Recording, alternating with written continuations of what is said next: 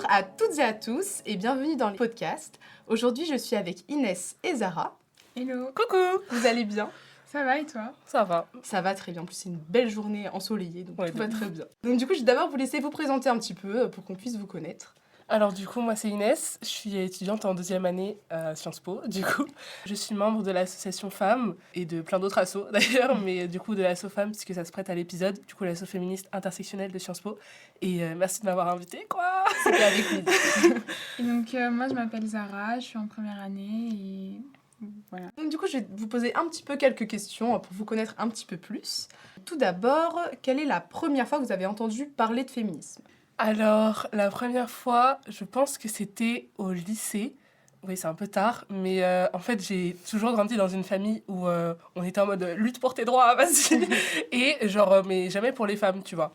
Et vraiment, c'est au lycée, quand j'ai commencé un peu à étudier la philo et tout, où là, genre, je me suis un peu introduit au milieu féministe et j'étais en mode, mais j'avoue, on n'a pas trop de droits en fait. Et du coup, bah, genre, c'est un peu à partir de ce moment-là que ma fibre féministe est née, quoi. Moi je pense que c'est à partir du collège, mais j'ai pas de souvenir vraiment clair. Mais je pense que oui, au collège on a commencé à en parler parce que du coup les garçons ils commencent à être embêtants et donc nous les filles on se dit on veut se défendre et je pense qu'après au lycée on en a plus parlé sérieusement. Très bien. À présent, quel est un livre qui vous a marqué récemment? Moi j'ai bien aimé Un féminisme décolonial de Françoise J'allais dire pareil. Vergette. Très bonne référence. Et ouais, il était génial. Il est court, mais franchement, je trouve qu'il résume parfaitement tout ce qui a besoin d'être dit concernant le féminisme. Donc voilà, j'ai bien aimé. Ouais, franchement, moi, c'est vraiment ça a été un peu mon feminist awakening, ce livre, parce que, genre, vraiment, de base, je lisais pas, mais j'avais entendu parler de, genre, vous voyez, Simone de Beauvoir, Simone Veil, c'est des figures très blanches du féminisme, et du coup, genre, quand j'ai lu Françoise Vergette, j'étais choc-barre, enfin, vraiment, j'étais en mode, waouh, ça existe, et du coup, c'est à partir de ce moment-là, j'ai commencé à vraiment m'introduire au féminisme intersectionnel et décolonial, avec, genre, des figures de l'afroféminisme, des figures du féminisme arabe et tout, et c'était bien mieux. Objectivement. Voilà. Alors, imaginons que vous soyez à la tête de la France. Quelle serait la loi que vous souhaiteriez faire adopter en priorité? Franchement, moi, je dirais genre un accès à la santé illimité pour tous, parce que genre il y a encore trop de problèmes de santé qu'on peut pas régler. Enfin, même en dehors du féminisme, là, les protections hygiéniques, je crois que c'est passé il y a pas très longtemps qu'on pouvait se les faire rembourser. Mais même, j'ai l'impression que personne n'est au courant. Oui, bah c'est Donc, passé, mais c'est pas encore appliqué. Me semble-t-il, ce que j'ai vu, ils ont reporté l'application à septembre 2024. Ça a déjà été reporté une première fois. Mais vraiment, Donc, la santé, ça me paraît être quelque chose de tellement fondamental. Mais même, tu sais, dans les outre-mer, tout ce qui est lié au chlordécone, à l'endométriose et tout, c'est tellement des problèmes qui sont pas pris au sérieux. Il y a plein de trucs que les personnes précaires ne peuvent pas se payer, même avec les systèmes de sécurité sociale qu'on a, et qui me paraissent tellement essentiels. Après ça, c'est vraiment le premier truc auquel j'ai pensé, mais il y a tellement de problèmes en France. Oui, bien sûr, c'est dur d'en choisir une. Franchement, moi, je sais pas du tout. Ouais, la santé, je pense que c'est hyper important, mais après, je sais pas, j'ai pas d'idée sur le moment. Autre question, qu'est-ce que vous vouliez faire quand vous étiez plus petite? Alors moi, le tout premier métier que je voulais faire, c'était être boulangère, mais pour les pauvres, et pour les pauvres uniquement. Parce qu'en fait, quand j'allais acheter du pain, il y avait toujours des personnes sans domicile fixe devant la boulangerie. Et en fait, ça me peinait énormément et je trouvais ça... Enfin, ça m'indignait en fait de voir que les gens, ils pouvaient s'acheter ce qu'ils voulaient à la boulangerie et que on passait à côté en mettant à l'écart ces personnes-là. Et donc moi, je me suis dit, quand je serai grande, moi, j'aurai une boulangerie, mais que pour les personnes pauvres. Donc ceux qui ont de l'argent, ils n'auront pas le droit d'y aller. Trop bien. Ouais, c'est incroyable. Alors moi, j'ai vraiment changé de carrière 40 fois. Genre vraiment, de base, je voulais être styliste à cause de Barbie et la magie de la mode. Ensuite, vraiment, grosse rêve. Ensuite, j'ai eu une grosse phase où je voulais être genre astronaute, mais vu que j'étais mauvaise en sciences, ça a un peu flop. Et ensuite, vraiment, pâtissière. Genre vraiment, tu sais, dans tout ce qui est boulangerie et tout. En fait, moi, c'était un motif bien plus égoïste. C'est vraiment parce que je voulais garder toutes les pâtisseries, les partager avec ma famille et tout. C'est la meilleure solution de... Vraiment. Je t'en mode, mais les boulangers et les pâtissiers, ça doit être trop bien parce que quand ils rentrent chez eux, ils ont toute la nourriture. Vraiment. Et voilà. Et donc, toute dernière question, pourquoi vous avez choisi Sciences Po Saint-Germain-en-Laye pour faire vos études? Alors, moi, de base, je voulais pas trop Sciences Po Saint-Germain parce que je voulais partir de chez moi. Donc, je voulais aller à Sciences Po Aix. Même de base, je voulais même pas Sciences Po parce que j'étais persuadée, en passant le concours, que je l'aurais pas. Et du coup, que j'irais à Lille ou genre autre part. Et du coup, quand je l'ai eu, j'étais en mode waouh. Et du coup, en fait, j'ai fini à Sciences Po Saint-Germain pour des soucis de budget et de proximité parce que mes parents habitent dans la banlieue parisienne. Et donc, coup, tu vis toujours chez eux actuellement du coup? Non, actuellement, je suis partie de chez mes parents. Mais en première année, je vivais chez mes parents. Et voilà. Et aussi parce que j'aimais bien les matières en première année. Genre, j'étais trop hypée par histoire des situations coloniales et philosophie politique. J'ai vraiment choisi pour ça.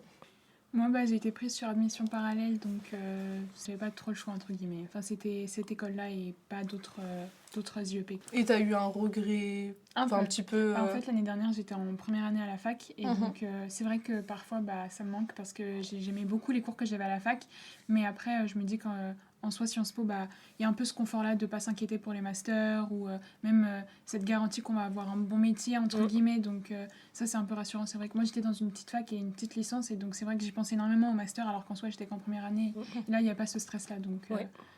C'est un mal pour un bien. Plus encadré, c'est bien. À préciser que pour Sciences Po, moi j'ai vraiment grandi dans une famille où ma mère voulait absolument que je fasse genre Sciences Po parce qu'elle s'inquiétait beaucoup de mon métier après. Et du coup, c'est un peu elle qui m'a inscrit au concours, c'est elle qui m'a payé le concours et tout. Donc voilà, je sais qu'il y a plein de gens qui n'ont pas grandi dans ce milieu-là, qui savent même pas ce que c'est Sciences Po. Et à raison, parce que Sciences Po, c'est pas le centre du monde non plus. Donc voilà, j'étais un peu aussi prédestinée à ça. J'aurais pu choisir une autre fac ou n'importe quoi d'autre à la place, quoi. D'accord, très bien. Merci beaucoup pour vos réponses très complètes et honnêtes. On va donc passer à notre débat. Donc c'est un petit peu particulier parce qu'aujourd'hui nous avons qu'un seul débat, mais qui sera donc du coup assez large et complet, je pense, qui est donc sur l'intersectionnalité. Donc je vais commencer un petit peu par une citation. Les plaignantes n'ont pas réussi à citer de décision indiquant que les femmes noires constituent une catégorie particulière à protéger contre la discrimination. Ainsi, la requête doit être examinée pour voir si le motif de poursuite repose sur la race ou sur le sexe, ou encore sur chacune de ces catégories en alternance, mais il ne peut reposer sur un mélange des deux. Donc ce que je viens de vous lire, c'était un extrait du jugement qui a été rendu dans l'affaire de Grafenreid, je suis désolée pour la prononciation, contre General Motors de 1976. Et donc cette fameuse affaire qui avait confronté 5 femmes noires qui ont porté plainte contre General Motors, au motif que le système d'ancienneté de leur employeur était discriminatoire envers les femmes noires. Donc pour résumer un petit peu cette affaire, ils n'avaient tout simplement pas embauché de femmes noires avant 1964, donc qui était la date de promulgation du Civil Rights Act, et que toutes les femmes noires qui avaient été embauchées après 1970 avaient perdu leur emploi au nom de leur manque d'ancienneté lors d'une période de récession. Donc en invalidant la tentative de ces plaignants de se pourvoir en justice en tant que femmes noires, la Cour s'est donc révélée incapable de prendre en compte la spécificité de la discrimination qui s'exerçait sur elles, le droit étant donc respectivement défini par les expériences des femmes blanches ou des hommes noirs, et n'estimait pas que les femmes noires pouvaient être une catégorie particulière. Et donc du coup, c'est précisément à partir de cette affaire que Kimberlé Crenshaw, qui est donc une féministe et théoricienne du droit, a inventé le concept d'intersectionnalité. Donc du coup, voilà, je voulais introduire un petit peu par ce biais-là historique pour savoir comment on est arrivé ensuite à l'intersectionnalité. Et donc du coup, pour commencer le débat, on va partir d'une définition assez simple. Ensuite, vous me direz si vous êtes d'accord, si vous souhaitez la compléter. L'intersectionnalité est un concept qui comprend l'interaction et la relation entre les différents modes de domination. Personnellement, qu'est-ce que ça vous évoque? Est-ce que vous trouvez ça parlant ou est-ce que pour vous, ça a besoin d'être plus précisé Alors, moi, il y a une citation que j'aime beaucoup de Audre Lorde qui dit, enfin, j'ai plus les mots exacts, je ne suis pas libre tant que toutes les femmes ne sont pas libres.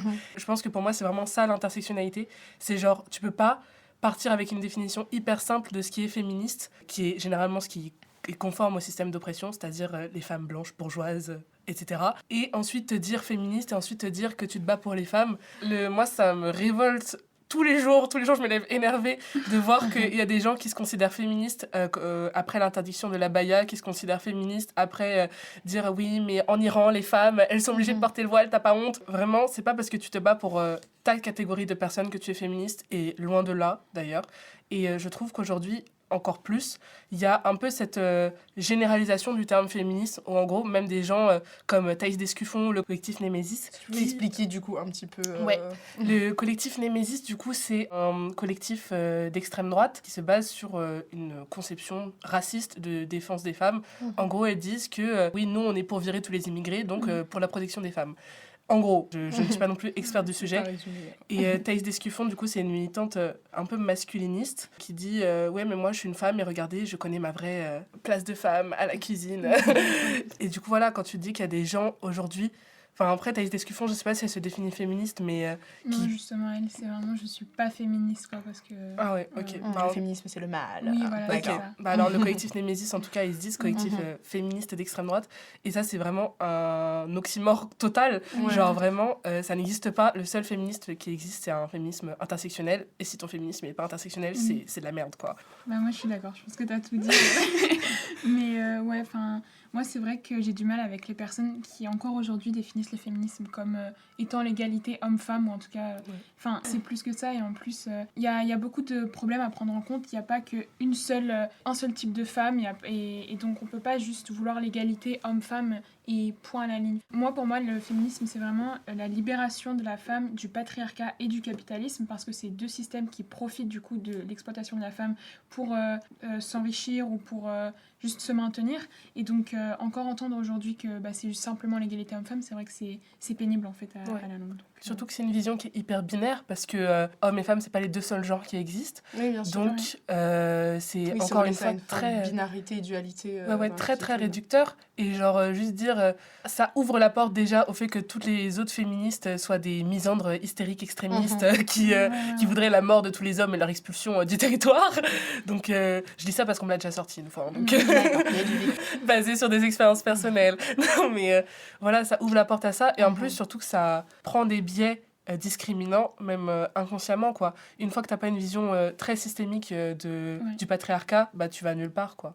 Et donc du coup, parce que Zara, tu nous parlais un peu d'une lutte qui serait conjointe entre capitalisme et patriarcat. Il y a justement un peu des personnes qui contestent ce qu'on pourrait appeler une convergence des luttes, dans le sens où la lutte qui serait intersectionnelle du féminisme, donc un peu d'émancipation des minorités, serait forcément contraire un peu au projet plus socialiste de lutte contre le capitalisme, qui serait une libération de toutes les masses ensemble. Donc il y a un peu l'opposition entre quelque chose d'assez universel que veut être le socialisme, et de ce qui serait du féminisme intersectionnel, d'émancipation de chacune des minorités. Et donc du coup, cette vision elle est notamment critiquée par la réalisatrice Amandine Gay, qui est donc chercheuse et autrice du documentaire Ouvrir la voie.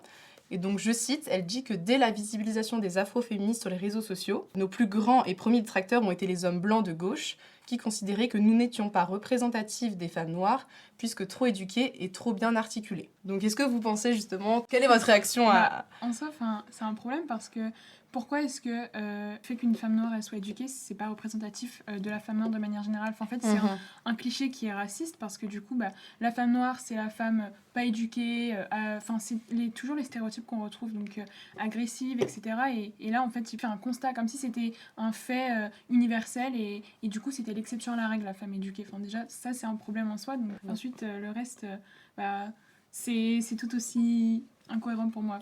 Ouais, vraiment. En fait, genre, c'est des stéréotypes qui datent d'il y a très longtemps et qu'ils ne se rendent même pas compte, peut-être, qu'ils sont en train de perpétuer. Parce que là, genre, ils sont vraiment en train de dire, OK, elle est éduquée, elle s'est informée, que ce soit par l'université, l'école ou des livres, des lectures perso, et que donc, elle ne représente pas. Pourquoi toi, homme blanc, qui est éduqué, tu représenterais ta catégorie et pas elle? Tu vois, genre, c'est tellement... Après, si on doit compter sur les hommes blancs en politique, franchement, autant se tirer une balle tout de suite. Parce que j'aime pas les gens qui disent que le féminisme n'a pas de bord, parce que le féminisme est forcément de gauche, ou même d'extrême gauche pour moi. Donc pour toi, elles sont assez associées forcément. Pour moi, c'est forcément ça, parce qu'un féminisme libéral n'est pas un féminisme. Mais c'est pas la gauche des partis, tu vois, c'est vraiment une gauche qui va au-delà. Parce que la gauche, les valeurs, moi, je trouve que ça s'est vraiment révélé à l'affaire Quatennens, genre vraiment qui m'a profondément choquée, parce que j'étais encore naïve et dans mon espoir des élections. Et genre, quand j'ai vu toute la défense qui tournait autour de Quatennens, qui est donc un homme blanc qui a été condamné pour main courante et qui est député à la France Insoumise, et que j'ai vu toute la défense qui tournait autour de la part des députés et qui l'ont au final réhabilité, et que là, ce gars va sur les plateaux télé, continue sa vie de député comme si de rien n'était, et qu'après, il est allé sur un plateau télé, je sais pas si vous avez vu cette interview, pour dire moi, le combat contre les VSS, donc violences sexistes et sexuelles, je le menais déjà avant ma condamnation, et je veux le mener maintenant. C'est donner son faire-valoir. Et tu penses qu'on va te croire, enfin... Vraiment, moi, c'est quelque chose qui me révolte, et je pense vraiment que les féministes, maintenant, on doit passer au-delà du cadre de l'hémicycle, parce que c'est jamais un cadre où on sera majoritaire, et c'est jamais un cadre où on pourra vraiment se faire entendre, parce que c'est toujours un cadre où on va vouloir instrumentaliser nos luttes. Rien qu'à voir avec la constitutionnalisation de l'IVG il n'y a pas très longtemps, tous les macronistes qui s'empressaient de faire un tweet dessus, de dos comme ça, qui marche de manière hyper épique pour dire « Moi, je suis pour les femmes, regardez !» Alors qu'ils avaient voté contre 2 heures avant. Mais je suis d'accord avec toi. Mais oui, c'est un peu un féministe qui serait un peu utilisé dans les apparences comme un faire-valoir pour pas mal de partis. Et donc, du coup, un peu par rapport à cette instrumentalisation, finalement, est-ce que vous pensez qu'il y a une solution, que tu parlais de peut-être sortir ou non de l'hémicycle et donc de la version législative du militantisme? Donc, est-ce qu'une solution pourrait être un parti, finalement, intersectionnelle, peut-être, qui regrouperait donc les féminismes, mais aussi une lutte des autres discriminations?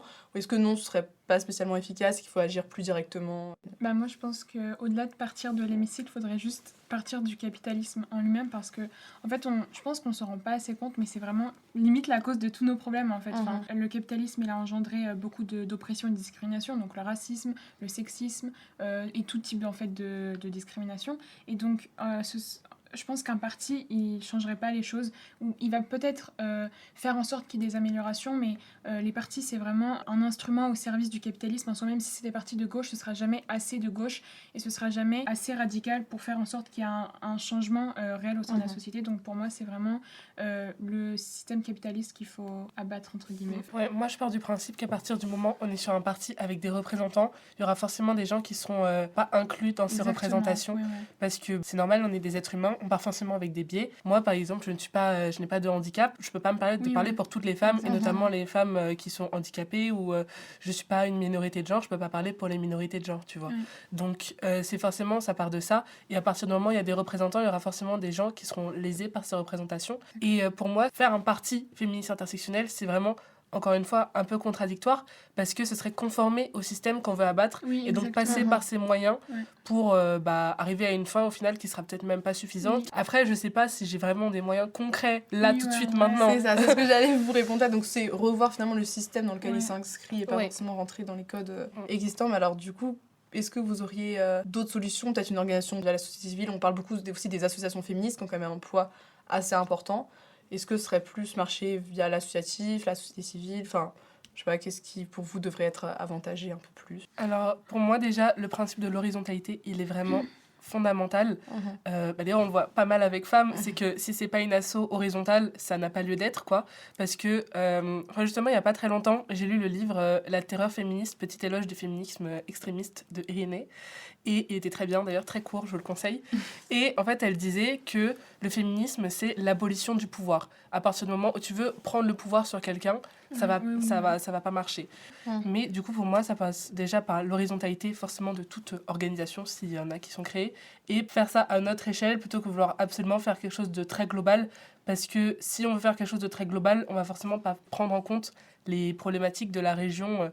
Par exemple, pour la France, genre si on fait un truc très global, ça va forcément se calquer sur le modèle de la France hexagonale et pas forcément des outre-mer, sachant que déjà le mot outre-mer est un terme hyper controversé et très colonial, mais je ne vois pas d'autres termes. Mais tu vois, chaque région a ses propres défis à surmonter, et donc faire quelque chose de très global au niveau de la France hexagonale, ça va pas marcher. Enfin, moi, je prends cet exemple-là, mais ça peut faire ça même avec des régions de France. On n'a pas les mêmes défis en banlieue parisienne que même Paris intramuros. On n'a pas les mêmes défis en banlieue parisienne que, je sais pas moi, à Marseille ou n'importe quelle autre ville, quoi.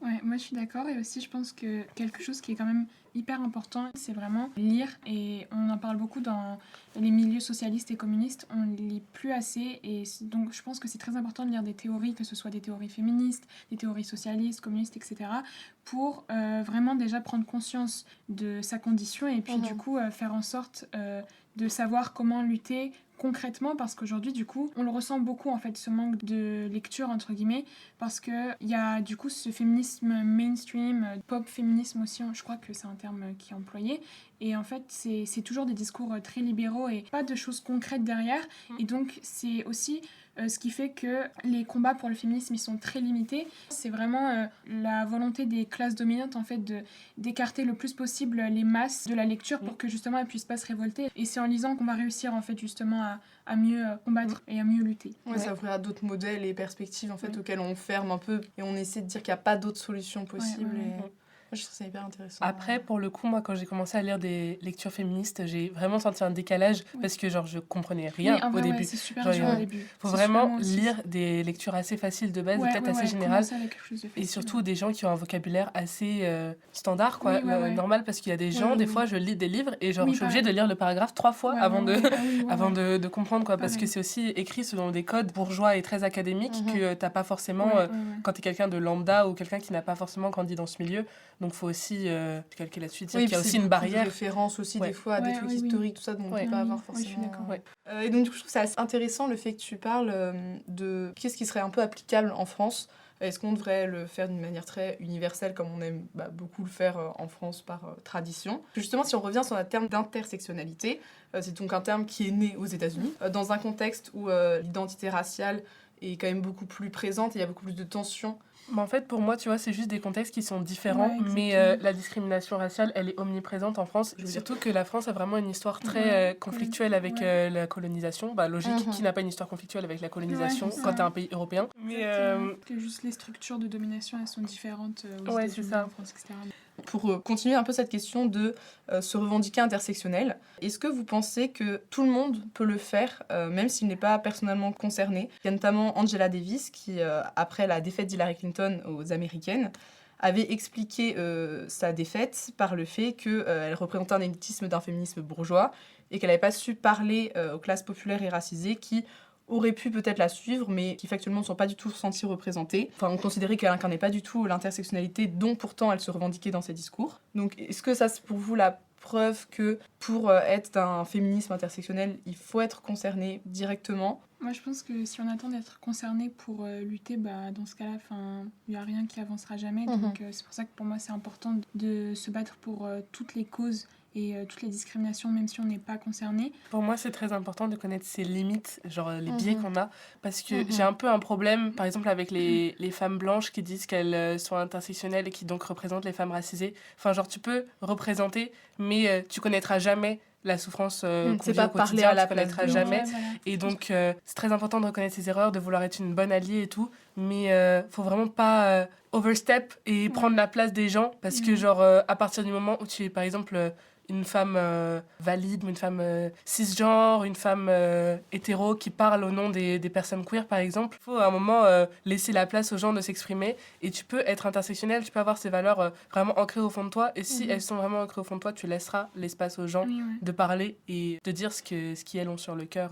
Ok, très bien. Donc du coup, un peu dans cette continuité de comment est perçue l'intersectionnalité un peu dans la société en général, est-ce que vous, donc de votre point de vue, dans votre entourage, vous avez l'impression que c'est une notion qui est assez rien que connue, parce que parfois c'est un terme qui n'est pas spécialement connu, ou en tout cas sans que le terme soit posé dessus, est-ce que les gens sont conscients d'une certaine importance, qu'il y a une évolution? Autour de moi, j'ai pas spécialement l'impression que les gens soient conscients, même qu'ils connaissent le terme. C'est sûr que du coup, moi, mon entourage, mes amis, la plupart, ils sont à Sciences Po, donc ils sont plus ou moins politisés, donc ils savent. Mais pour ce qui est de ma famille, je vais parler pour les femmes de ma famille, je pense pas qu'elles en soient conscientes, alors que pourtant c'est important parce que du coup, c'est des femmes, et en plus des femmes, c'est des femmes racisées. Ouais, alors moi, pour le coup, les gens qui n'ont pas les mêmes valeurs que moi en termes de féminisme, en termes de droits humains, c'est pas mes amis. Donc déjà de base, Non, oui, ça c'est sûr. Ouais. voilà, donc Oui, déjà oui. vu qu'il y a ce tri-là qui s'opère, les gens de mon entourage vraiment amical ne peuvent pas ne pas porter ces valeurs. Les amis qui sont pas forcément politisées, du coup, c'est pas qu'elles s'y intéressent pas, mais juste elles Ouais. en sont pas conscientes. Après, pour le coup, tu vois, pour moi, ça va encore un peu plus loin que la notion de politisation, parce que c'est vraiment une notion de juste respect. Non, oui, c'est Tu vois, oui, oui, c'est pas vraiment comme si tu parlais politique, tu vois, ça, Non, oui, ouais. j'en parle, mais Enfin, genre... je veux dire, éduquer sur ces sujets-là de Ouais, manière ouais, c'est générale, ça. quoi. Enfin, c'est pas Mais je forcément- trouve qu'on voit vite la différence entre les gens qui ne connaissent pas et les gens qui font exprès de ne pas connaître, Ouais, tu non, vois. oui, ouais, je suis Et d'accord. enfin, petite anecdote personnelle, une fois je suis allée dans une fête, c'est une fête costumée déjà, j'aurais dû avoir les radars qui venaient Oui, quand on ouais. m'a dit ouais, c'est pour mon départ à l'étranger, viens costumé dans un déguisement traditionnel. Du coup, j'avais envoyé un message en mode je ne viendrai pas costumée parce que ma culture n'est pas ton déguisement, donc laisse-moi Oui, ouais. tranquille. Et je suis arrivée et direct on m'a fait, genre même pas bonjour, on m'a fait ah, t'es déguisée en marocaine, c'est beau. Alors que genre j'avais vraiment un t-shirt noir et un pantalon noir, quoi. Enfin, tu vois, genre c'est des... Oui, c'est ce genre de trucs qui sont un peu intériorisés dont les gens ne se rendent pas forcément compte, mais qui Ouais. sont en fait hyper Ouais, c'est ça. choquants. Et donc du coup, vous parlez un peu d'une fermeture d'esprit qui est un peu imposée par soit une manière de bien penser et puis qui est en plus entretenue par les médias. Mais du coup, qu'est-ce que vous répondriez à ceux qui donc diraient que tout ce qui est théorie wokiste ou en général intersectionnelle serait trop extrémiste, exclusive et qu'elles obligeraient de choisir un camp? Alors, l'autre jour, j'ai écouté un podcast que je vous recommande qui s'appelle Jeans, qui est un podcast sur les sexualités arabo-musulmanes. Et il y avait un invité, je ne sais plus qui c'était, qui disait en fait, moi quand j'entends quelqu'un dire ça, j'ai juste envie de lui donner un dictionnaire et de lui faire regarder intersectionnalité et la personne aille s'éduquer par elle-même. Et c'est tellement réel. Je crois que le concept, c'était Maboula Soumaoro qui l'avait théorisé, c'était la charge raciale pour les personnes racisées, mais ou déclinée sous n'importe quelle autre forme, de devoir éduquer toutes les personnes que tu rencontres sur le sujet, alors que toi, c'est quelque chose que tu vis au quotidien, oui. quoi.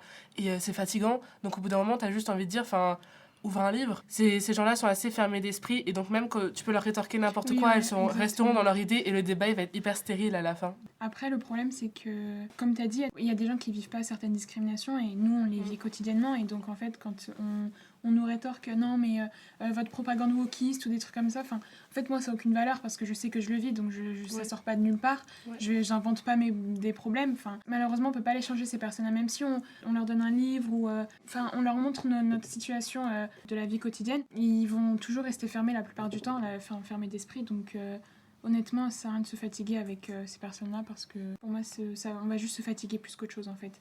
Mais après, il y en a qui aussi vivent ces discriminations, mais qui parlent aussi de propagande wokiste ou qui sont contre. Et ça, c'est plus dur justement parce que je pense qu'ils ont tellement intériorisé beaucoup de stéréotypes, de clichés racistes qu'aujourd'hui, c'est ancré en eux et ils ont la même manière de penser que les personnes qui les détestent. Ça, c'est vraiment compliqué et honnêtement, c'est toujours dur, je pense, de réagir ou de trouver la bonne chose à dire.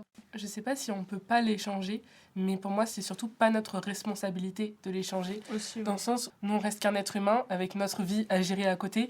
On n'a pas la responsabilité et le devoir de devoir éduquer tout le monde, de devoir changer tout le monde. Et surtout que ça peut être quelque chose... la personne qui veut changer d'avis, c'est quelqu'un qui va peut-être déjà s'être renseigné avant, qui va peut-être poser une question très innocente et qui va montrer de la bonne volonté. Oui, mais c'est une personne sur 10, quoi. Oui. Donc, et encore, là, je suis peut-être un peu gentille. Il y a pas mal de personnes qui font pas cet effort-là et même... on peut se retrouver face à des situations qui peuvent nous mettre mal nous-mêmes. Oui, ouais. Donc, on va être face à la violence pure et dure. Donc, c'est surtout pas notre responsabilité de le faire.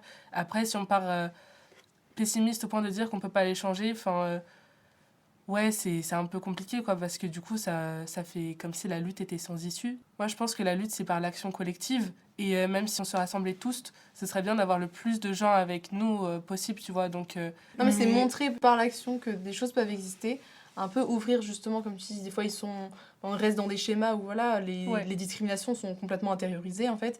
Et ils voient pas forcément qu'autre chose, peut-être, serait possible. Et c'est peut-être montrer, finalement, par l'action plus concrète qu'on peut changer les choses. Alors souvent, ce sera que des petites choses. On va pas pouvoir faire, je pense, une grande révolution wokiste d'un coup en quelques années. Mais c'est l'idée de changer des petites choses progressivement dans le quotidien. Ouais, mais par rapport à ce que disait Zara aussi, ce qui est très important, c'est de noter parfois la peur que les gens concernés aussi peuvent avoir, dans le sens où il y a souvent ce stéréotype de la bonne personne discriminée, tu vois, le bon arabe, le bon noir, le bon gay, n'importe quoi. Et des gens... Par exemple, ça arrive souvent chez les personnes issues de l'immigration première génération qui veulent absolument s'intégrer dans la société par peur des représailles, par peur aussi parce que ces personnes-là ont connu des discriminations et veulent pas, par exemple, que leurs enfants connaissent les mêmes discriminations, les mêmes oppressions, les mêmes défis. Après, c'est forcément quelque chose qui est inévitable avec notre condition, mais en fait, j'ai l'impression qu'il y a aussi ce vœu de préserver. Après, il y a aussi des gens comme Tanguy David, où là, vraiment, c'est vraiment poussé à l'extrême. Je sais pas si tu vois qui c'est, Tanguy David. C'est un militant reconquête noir. D'accord. Donc, déjà, à partir de ce moment-là, tu sens qu'il y a un problème. Oui. Et voilà, après, je connais pas sa vie, mais pour moi, c'est vraiment l'archétype de la personne qui a intériorisé les oppressions. Donc après, il y a des gens qui ont intériorisé les oppressions et qui utilisent vraiment comme outil politique et tout, de discrimination, d'oppression contre d'autres gens, parce que ces personnes-là sont aussi issues peut-être de catégories favorisées, de la bourgeoisie ou quoi. Et voilà, quoi, que du coup, ça les dérange peut-être pas tant que ça ou quoi. Mais il y en a aussi qui le font aussi, je pense, par pure peur. L'ignorance, c'est parfois mieux. Et du coup, par pure peur et par souci de préservation de leurs enfants. Et est-ce que du coup, tu parlais beaucoup de l'immigration de première génération, où il y avait beaucoup une volonté quand même de s'assimiler au maximum et donc du coup de pas faire de vagues, pas contester les potentielles discriminations. Est-ce que vous pensez que progressivement on va un peu assister, pas à une volonté de se venger, mais à une génération qui va vouloir cette fois montrer qu'elle existe et que les discriminations qui sont vraiment systémisées dans la société, il y a un moment où c'est plus possible et vont vouloir mettre fin à ce système?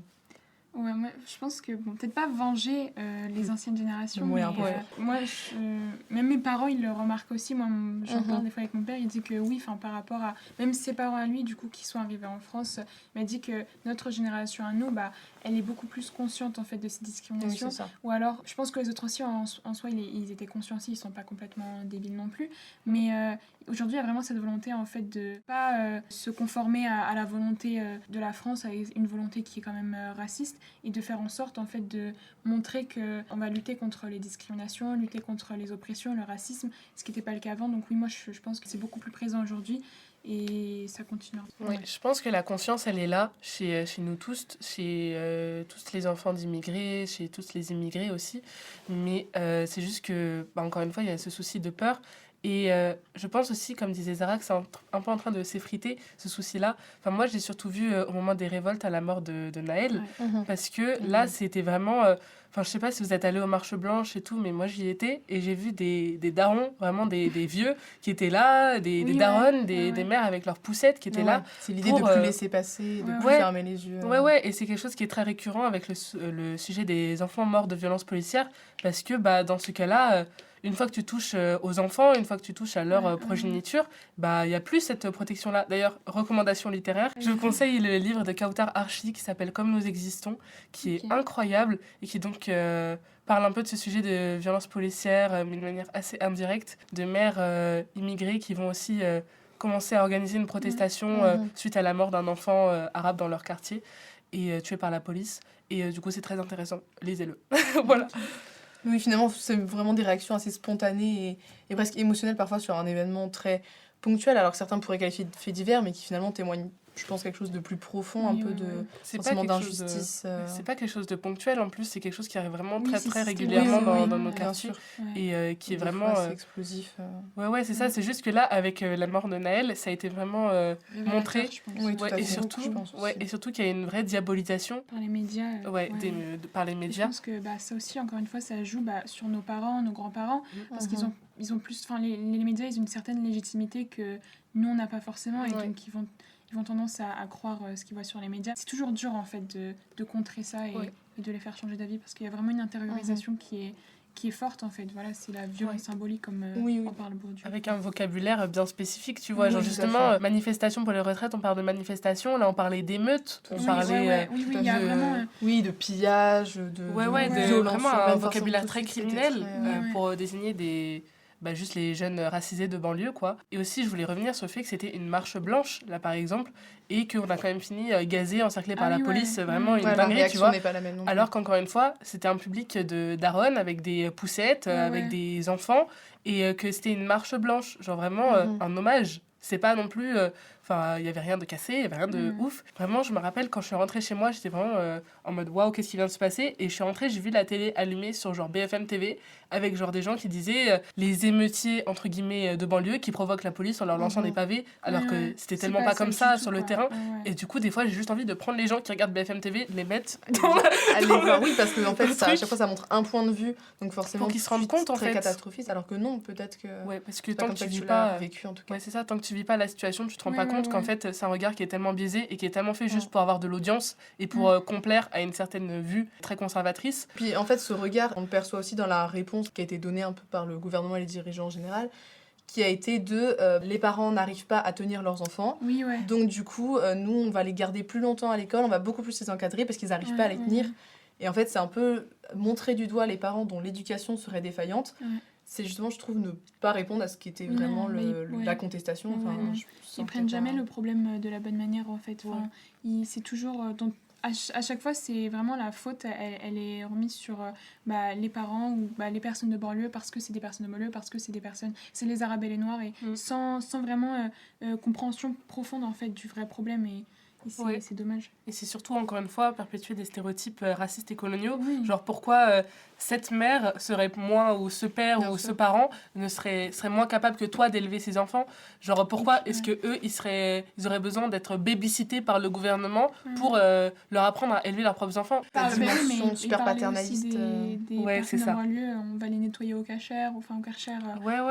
C'est un vocabulaire tellement violent qui est tellement banalisé. Genre, et comme tu as dit, c'est toujours... on perpétue les clichés colonialistes, racistes, etc. Et avec les Arabes et les Noirs de banlieue qui sont violents, et c'est vraiment... c'est quelque chose d'inné en eux, enfin ils sont nés violents, alors que non, il y a une violence d'État. Et surtout qu'on les montre comme des gens qui sont des assistés, entre gros guillemets. Oui, puis justement, en fait, cette différence de traitement, du coup, elle renvoie aussi finalement sur notre sujet de l'intersectionnalité, parce qu'on peut voir que ça cause souvent même un biais, tout simplement, dans tout ce qui est maintien de l'ordre et justice. Et en général, il a été aussi prouvé statistiquement que les hommes noirs avaient souvent des peines beaucoup plus longues, voire même plus de peines de mort pour le cas des États-Unis, alors que souvent les affaires passaient beaucoup plus sous silence lorsque celle-ci est d'hommes blancs. Du coup, c'est là où je pense qu'on voit même la justice aurait besoin d'être plus intersectionnelle peut-être, qu'il y ait un manque d'intersectionnalité, ça fausse l'impartialité dont se revendique la justice finalement. Moi, je pense qu'on devrait déjà interroger le terme maintien de l'ordre. De quel ordre on parle? De quelle nécessité on parle? Genre, tous les contrôles aux faciès, c'est un ordre juste bourgeois et blanc qui va être maintenu, un ordre capitaliste, validiste, tout ça. C'est juste la normalisation d'une oppression pour maintenir un ordre. Et genre, une fois qu'on s'intéresse un peu à l'étymologie, juste au vocabulaire qui est employé pour désigner les choses, on se rend compte qu'il y a tellement de choses qui sont insidieuses. Et ouais, encore une fois, la justice, elle peut jamais être vraiment impartiale parce que on est des humains, donc on a forcément des biais. Tu mets un juge raciste devant un cas avec un homme noir qui a battu une femme blanche, l'homme noir va sûrement avoir bien plus de peine qu'un homme blanc s'il avait battu la femme blanche, tu vois. Pour la question de la justice, je trouve que dans la santé, ça, c'est pareil aussi. On parle souvent du syndrome méditerranéen et je trouve que c'est un peu pareil. Enfin, c'est les personnes racisées qui sont pas prises au sérieux. Dans le domaine de la santé, il y en a énormément qui meurent à cause de ça, qu'on laisse en fait mourir parce qu'on les prend pas au sérieux, on prend pas au sérieux leurs souffrances. Et ça, c'est aussi un problème récurrent et qu'on pourrait inclure du coup dans cette notion d'intersectionnalité. Enfin, c'est vraiment si on veut soigner les gens, en fait, on soigne tout le monde et on choisit pas qui on soigne en fonction de sa couleur de peau ou quoi que ce soit. Et c'est dangereux en fait de pas prendre en compte cette intersectionnalité parce qu'au final, il y a des gens qui en meurent. Ouais. C'est ça, si on parle de vie, on parle pas de chiffres. Mais d'ailleurs, encore une fois, reco littéraire, je me permets, mais allez lire le livre Illégitime de Nesrine Slaoui, qui est pas essentiellement là-dessus, mais il y a toute une partie dessus qui est très intéressante. Voilà. Donc je souhaiterais réagir un peu à cet universalisme qui n'existerait pas dans la pratique. Oui, un peu cette haute dimension de l'intersectionnalité qui pourrait être aussi via l'écriture inclusive, qu'on pourrait voir comme un des outils pour arriver à quelque chose de plus intersectionnel. C'est quelque chose qu'il faut plus ou moins imposer, normaliser. Enfin, quel est votre point de vue sur la question ? Moi, c'est vrai que j'ai pas ce réflexe que t'as, Inès. Mais je pense que oui, en vrai, c'est nécessaire s'il y a des gens qui en ressentent le besoin. Mais je pense que je l'ai vraiment intériorisé, en fait, cette écriture-là, universaliste, entre guillemets, avec le masculin l'emporte, etc. Malheureusement, je vois plus le problème, en fait. C'est pas quelque chose qui me dérange, même si je pense que ça devrait déranger tout le monde. Alors moi, ça m'a toujours dérangé de voir que dire ouais, il y a au milieu de 100 femmes, il y a un homme, on utilise le masculin, j'étais en mode mais pourquoi? Et après, pour le réflexe, je te rassure, ça vient avec le temps, c'est aussi parce que toute l'année, avec femmes, j'ai utilisé l'écriture inclusive partout. C'est des tics de langage aussi qui viennent et je sais très bien que je suis pas parfaite et que je l'utilise pas tout le temps. Donc il y a forcément peut-être des endroits les auditeuristes vont tiquer. Et surtout, des gens qui disent ouais, c'est le wokisme maintenant qui vient... la langue française est dénaturée. Déjà, la langue française est une langue vivante. Donc, une langue vivante est par définition destinée à évoluer. Et surtout, que les pronoms neutres, ça existe déjà depuis le Moyen-Âge. C'est juste qu'au bout d'un moment, je sais plus exactement quand. Mais oui, ça existe depuis le Moyen-Âge. Et du coup, ça a toujours été là. Et même tout ce qui est identité de genre fluide et tout, ça a toujours été là.